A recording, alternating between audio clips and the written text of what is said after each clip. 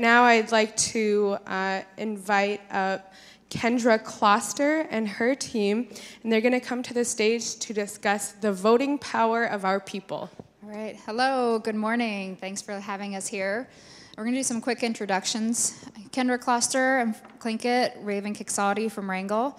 My grandparents, Christine Jenkins and the late Charles Jenkins. I just want to shout out quick happy birthday. We just celebrated 90 years of my grandmother in Wrangell with a great big celebration. And my parents, Shelley Jenkins, Earl Kloster, also from Wrangell. So I'm going to introduce my team here. Oh, and Executive Director for Native Peoples Action.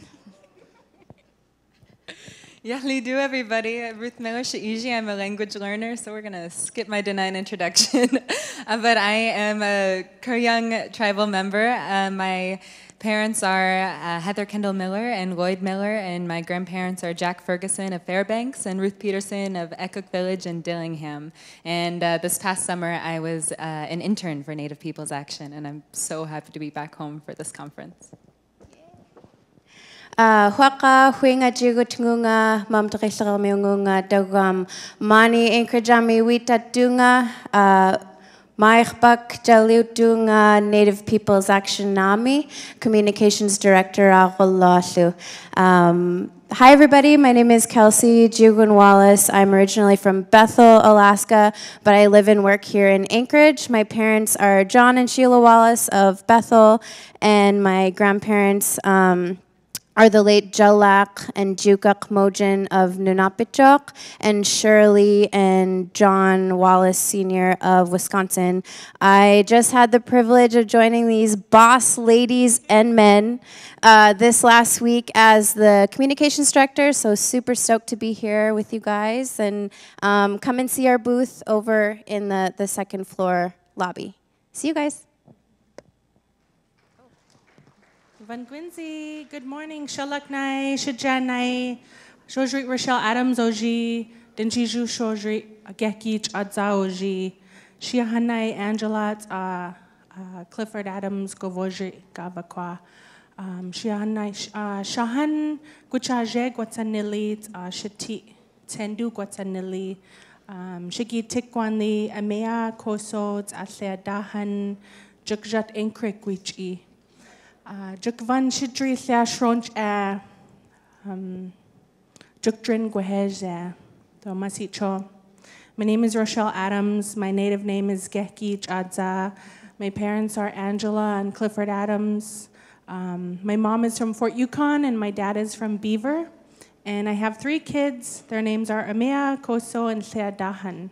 And I'm really happy to be here today. I'm the Indigenous Engagement Coordinator for Native Peoples Actions, and I'm so happy to see all of you. Masicho for being here today. Lena Jacobs, Uza, Tlaaloga Hutansa Dansalet, Anchorage Lesdo. Ina A. D. Olin Bauza, Ita A. David Hoffman Bauza. Ina A. Badesnaka, Lillian, Yes, Fred Olin. Lorraine, Yes, John Honey, Havauz, Raila. Ita A. Badesnaka, George, Yes, Helen Hoffman, Havauz, Raila, Danaka Hido Hodagae. My name is Lena Jacobs. My parents are Dee Olin and David Hoffman. My maternal grandparents are the late Lillian and Fred Olin and the late Lorraine and Johnny Honey from Ruby and Galena and Cochrines.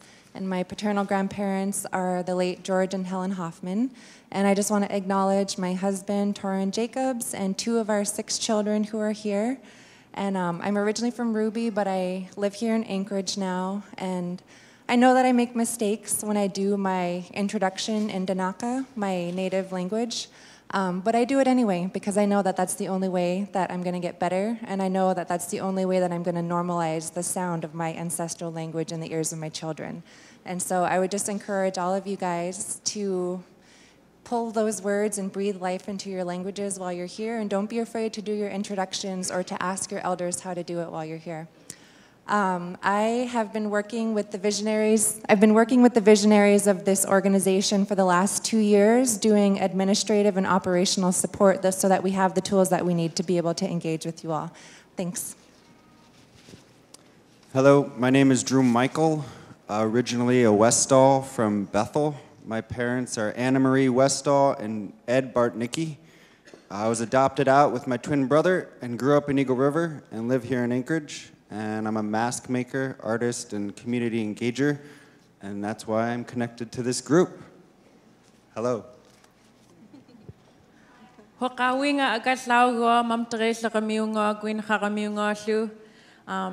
said my Yupik name, I'm a Catholic. I'm also Andrea. In addition to being an employee of First Alaskans Institute, I'm also a co-founder and the president of Native Peoples Action. Yeah, warrior up, warrior up. Carrie Stevens, Sauza, Sekunt Ben Stevens, Bauza, Sedana Alex Stevens, Bauza. My name is Carrie Stevens, and I'm basically the hype girl. I want to know who's going to vote. Who's going to vote? Who is going to vote? That's about how many of us vote. I want to hear this whole room. And all you youngsters, you can talk to your parents because the vote is what impacts your lives. And we're here to make sure you have the tools to vote and that you vote your values. So hype it up.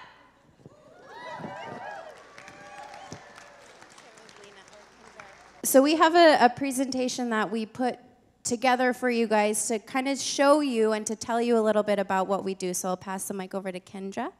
So as I mentioned, I'm Executive Director of Native Peoples Action. I feel so fortunate to be here and be with all of these amazing people who really make this work. And I just want to give a big shout out real quick to some of our steering committee members who might be here or any other members that have been involved in NPA.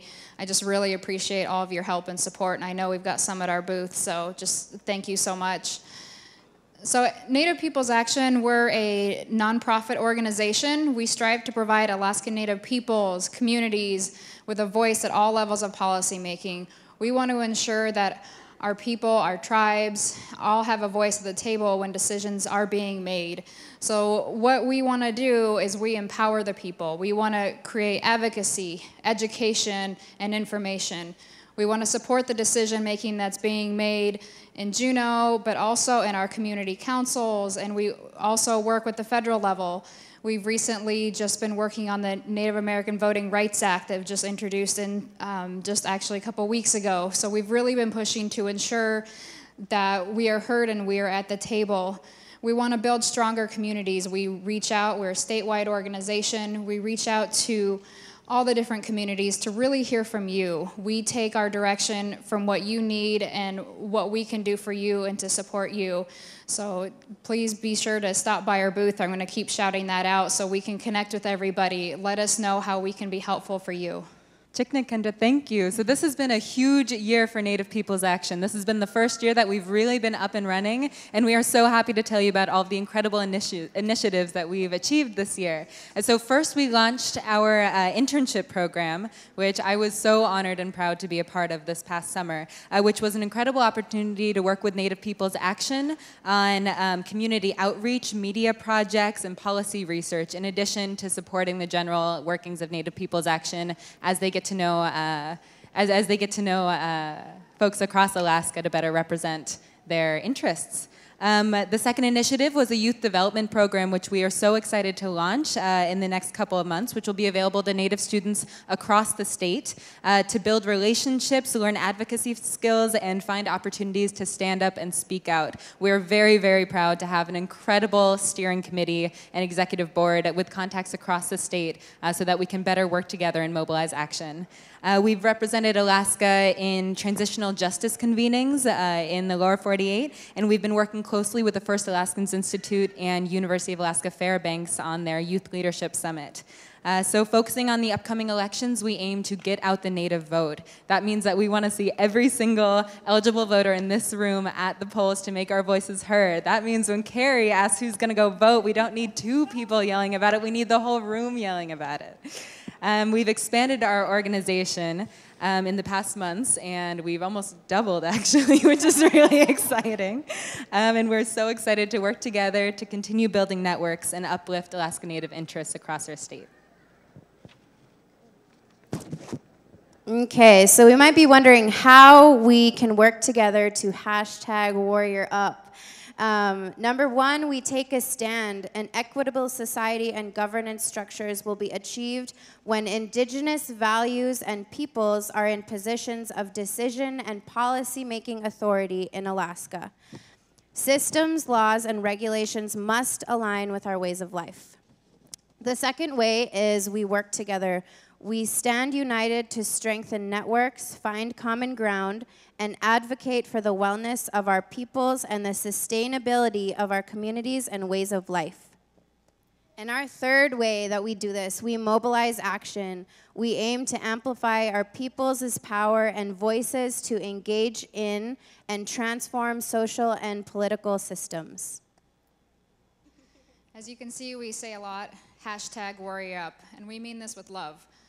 We want to honor our ancestors and really take their passion and their fire. And I think that the theme for this year has been great. So ancestors are fire. And I just want to share a little bit of story. As I mentioned, my grandmother just turned 90, so I was at home with Wrangell. I see some of my family.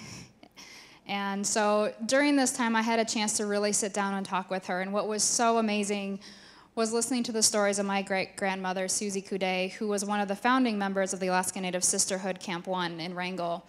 And at that time, they got together, the A&B and the ANS, to start ensuring that Alaska Native people are actually going to be citizens. And so they had to push for, on our own land, to be citizens and to have the right to vote. And this has taken many, many, many years to ensure that we have that right. And this is something that we are still fighting for today. This is something that empowers me, that I take everything that I have learned from my great-grandmother, from my grandmother, and really pouring it into NPA and really trying to help with ensuring that we all have the ability to get out and to vote, to ensure that every person in their community has an early voting station, to ensure that you have the information that's going to be sent. And there's been a lot of discrepancies. There's been voter ID laws that have been passed down in other states that we're fighting against now to that really disenfranchises voters. So one of the things that we work on at NPA is to make sure everybody is going to have that right. And as we say, with love, we warrior up. This is a band of warriors, but so are all of you, to really help us in this fight and many others to ensure that we are at the table, we are making decisions, we are sitting at the table all the time, whether it's going to be in the governor's chair or if it's going to be a state legislature or our community councils, to ensure that we have voices. The August Alaska primary vote was the lowest turnout in Alaska state primary history. Let that resonate a little bit with you guys. The August Alaska primary vote was the lowest turnout in Alaska state primary history. Think about going out hunting and only having enough gas for a quarter mile. Can you get a moose that way? Think about going to help your auntie cut fish, but only staying for an hour when she's got a day's worth to cut. Think about playing on your basketball teams, but only playing for one quarter when your team really needs you. We can't make change if we all don't show up. So 18% voter turnout, that's really hard to visualize, but it's really terrifying to me. So I'm gonna ask this first round of tables right here, all the ones along the stage, just to raise your hands. Could you raise your hands for me? Mm-hmm. Okay. I'm not very good at math, but that's about 18% of this room. That means that this group of people defined our leadership for this entire room across the entire state. Okay, so I'm gonna ask everybody now, please raise your hands if you love having other people make decisions for you. Okay, okay. Can you please raise your hands if you love being told how many fish you can put in your freezer to feed your family? I don't see many hands out there. That means that other people are making crucial, important decisions about how you subsist, how you lead your life, how you protect and care for your family. It doesn't have to be that way. It doesn't have to be that way at all. We all need to rise up together to ensure that we all have an equal say at our table so that we are the ones making decisions about our subsistence and about our lives. This is how we mobilize action. So I'm going to add on to that a little bit and staying with the raising your hand if you want systems that govern us and regulate our lives to reflect our traditional values. Yes.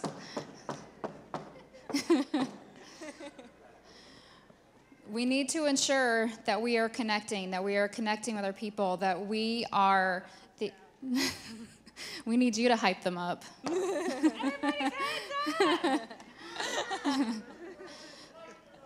So here's an example. Representative Bryce Edgman, when he was running for office, there was a tie. One vote could have made the difference. One vote.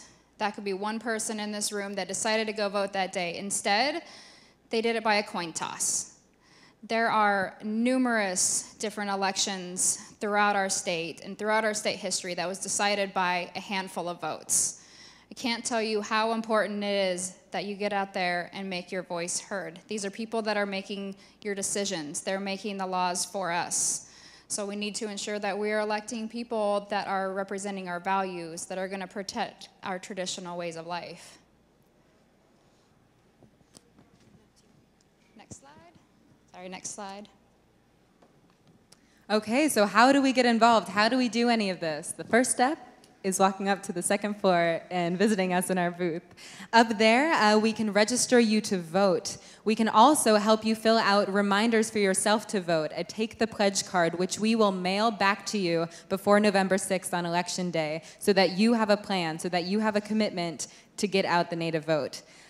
We can also tell you where your polling place is. We can talk to you about the options for early voting, and we can help provide opportunities for you to get involved in your community and beyond. And if you do any of that, especially if you take a selfie with a Why I Vote poster, then you can be entered in a raffle to win a prize from Native Peoples Action at the end of this conference. But most importantly, if you do none of that, even if you abandon us and don't keep us company at our lonely booth upstairs, at least please go vote on November 6th. Please make your voice heard. Please stand up for our communities and our ways of life. How many people are going to get out and vote? Yeah? How many people are going to encourage others to vote?